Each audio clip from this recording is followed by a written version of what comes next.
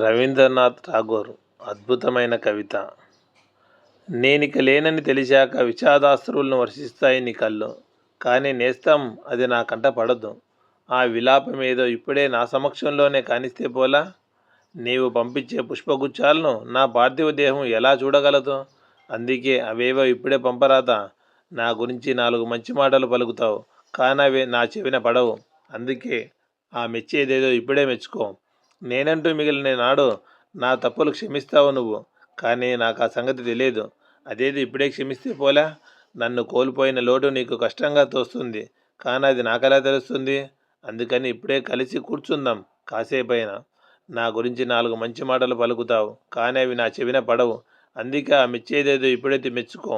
నేనంటూ మిగిలిన నాడు నా తప్పులు క్షమిస్తావు నీవు, కానీ నాకు ఆ సంగతి తెలియదు. అదేదో ఇప్పుడే క్షమించేస్తే పోలా? నన్ను కోల్పోయిన లోటు నీకు కష్టంగా తోస్తుంది, కానీ అది నాకెలా తెలుస్తుంది? అందుకని ఇప్పుడే కలిసి కూర్చుందాం కాసేపైనా. నాతో మరింత సమయం గడిపి ఉండాల్సిందని నీకు అనిపిస్తుంది. అదేదో ఇప్పుడే గడపరాదు? సానుభూతి తెలపడానికి నా ఇంటి వైపు అడుగులు వేస్తావు. నా మరణ వార్త విన్నాక సంవత్సరాలుగా మనం ఏం మాట్లాడుకున్నామని. ఇప్పుడే నా వైపు చూడు, నాతో మాట్లాడు, బదులు పలుకు. వాట్సాప్ మెసేజ్లో వచ్చినదండి, మంచి మెసేజ్, బాగుందని వినిపించాను. Thank you.